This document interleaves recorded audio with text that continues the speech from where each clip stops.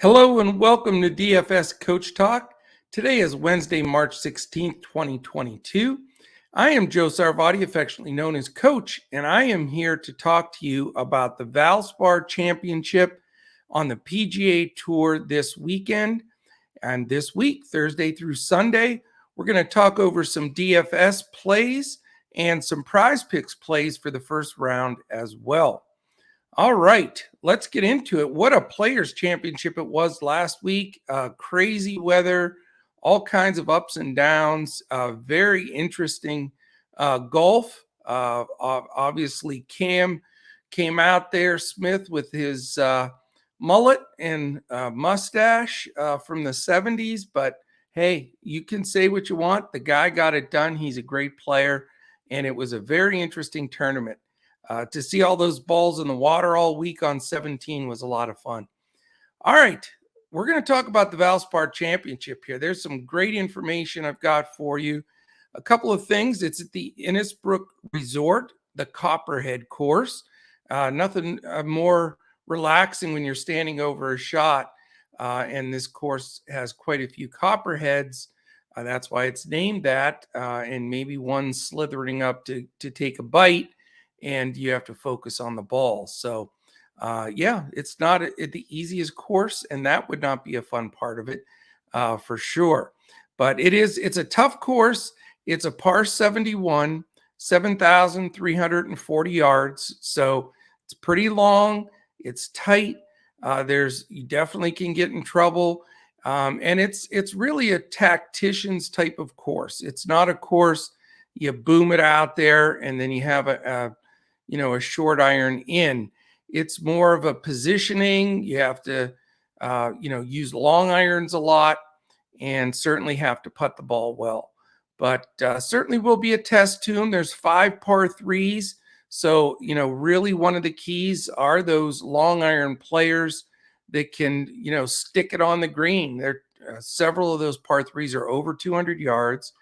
It looks like the weather for the week's not going to be bad. Nothing like last week. There's really no rain expected, but it has rained there a lot in Florida, so the course should be a little softer, but it's not going to play easy. It's that simple. It's a tough course.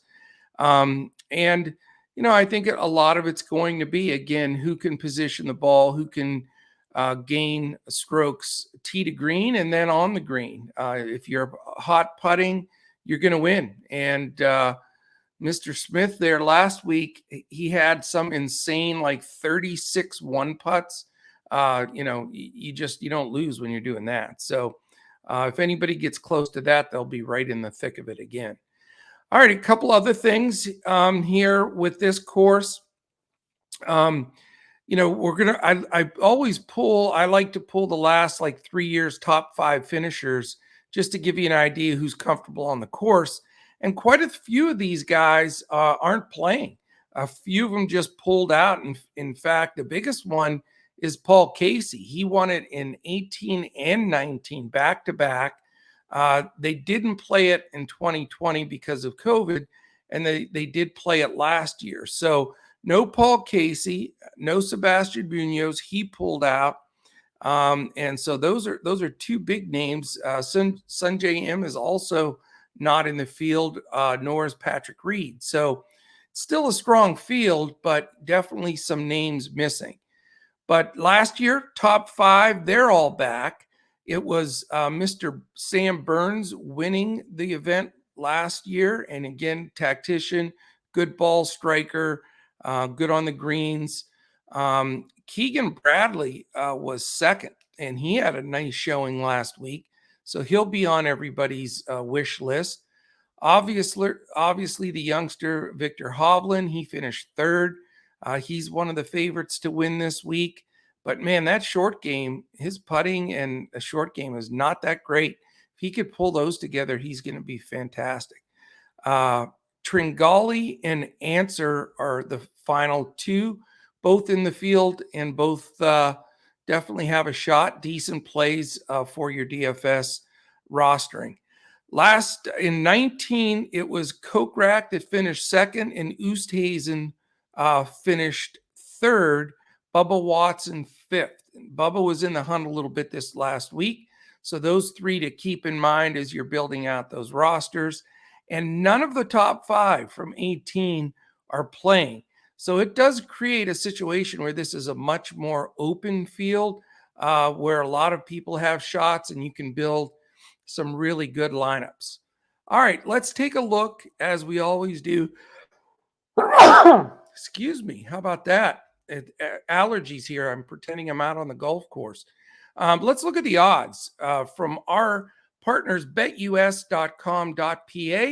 If you're looking to bet on March Madness or you want to bet on this golf tournament, go to betus.com.pa, use the promo code Coach Talk, and sign up with at least $149 deposit, and you will get 2 months free at Coach Talk. So it's a great offer, great site. I've been involved on there for 16 years.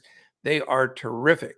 That's betus.com.pa, promo code Coach Talk.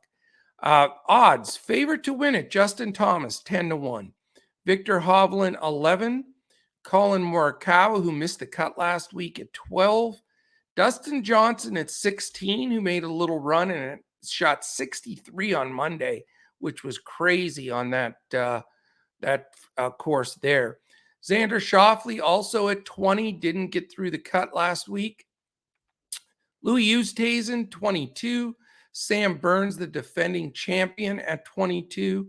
Same as Matthew Fitzpatrick, who struggled at times last week, but just definitely did not get it done for the team there. He was on the wrong side of that draw. That's why he missed the cut, though. Shot 74-75, but if you were in that group with him and Justin Thomas and those guys, you just got completely cheated on the weather, and those guys just couldn't make it up. Tyrrell Hatton is a strong play, 28-1. Abraham Answer, who we mentioned has a top 5 here, he's also 28-1. Then you have a group at 33-1 in Shane Lowry and Jason Kokrak, and 35-1 Brooks Koepka. The last group I'll mention because it's interesting, Keegan Bradley, who's going to get a ton of DFS attention this week, at 40-1. And then you have a group of 3 players at 50-1. Webb Simpson, who's 50-1, not very often. He didn't play well last week either, but he is a talented gentleman. Gary Woodland, who's had a bit of a resurgence in his game, at 50. Bubba Watson, another guy with a top 5 here a couple of years back. He is also 50-1. So we have some strong plays there. We have some guys that know how to work their way around the course. I'm going to be looking, strictly for greens and regulation. Look for fairways hit.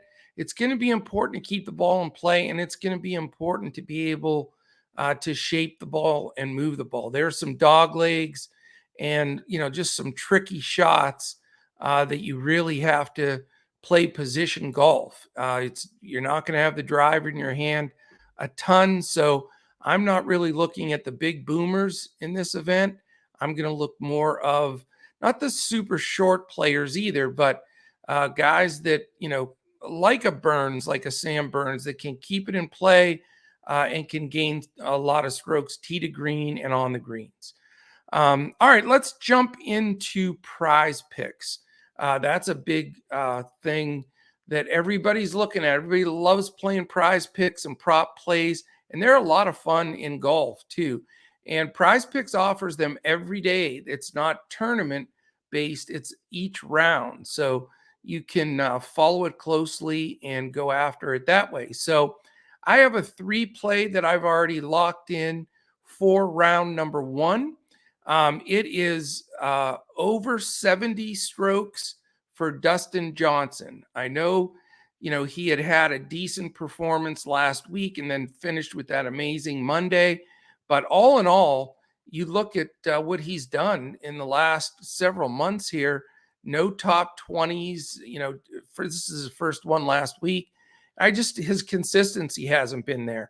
And he is a long hitter, and he can get in a lot of trouble here. So I don't know if this course is going to fit him as well. And I'm just going to go on recency, which is important in this Valspar Championship. And even though that one round on Monday was terrific, I just don't think Dustin is going to shoot a sub par round here. And again, par is 71. So I have him shooting 71 or over to win that part of the Prize Picks play. The next one is Matthew Fitzpatrick. I have him under 70.5. He's one of my favorites in this event as well. I think he again was on that wrong side of the draw with the weather. I love the fact that his ball striking, this course fits him perfect. I think he's going to be extremely tough in this event and be right in the thick of things throughout. And then on that same vein, I like over 4 birdies or better for Justin Thomas. He again played some good golf to stay in the thick of things last week. That one round, the second round where he shot 71, I believe, in just horrific conditions, was one he himself proclaimed one of his best rounds he's ever played.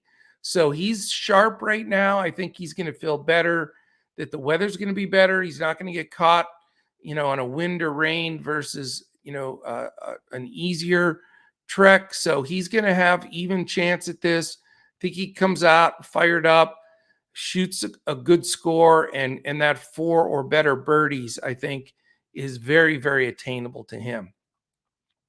All right, that is my Prize Picks plays.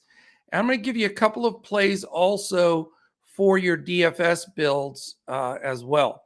I like Justin Thomas. He's going to be my best pay up option for sure. I like Sam Burns, the defending champ. Again, we want to get all 6 guys or whatever site you're playing on. The key is getting everybody through that, that cut. That's the key. And then Matthew Fitzpatrick, as I said, those are the 3 more expensive guys that I really think have shots, all 3 to win, one of them to win this event. And I think those are good plays if you're looking at playing a tournament winner or top 5. I think you can get some very, very good odds there. A couple of guys that I'll mention more on the value side that I would go to here. Aaron Wise, who has the kind of game that fits this course. I think he can be dangerous in this event. Couple other ones, possibly we have to see, what draw they get, who they're with. But there's one guy, Adam Svensson, who is going to be a super long shot, very low owned, but he's shown signs of coming into his own. And we'll see if his ball striking ability is going to pay off in an event like this, which I think it will. I think he's a good guy as a last guy in, cheap guy that you can make it work. Also, Cameron Tringali, I'll mention. He was one of those guys with a top 5 finish. He finished 4th here last year. And again, the style of game that fits this course, he can shape some shots, and if he gets hot on the greens, he can be dangerous. A couple guys I'm going to avoid too. We'll give you some fades. I already mentioned Dustin Johnson.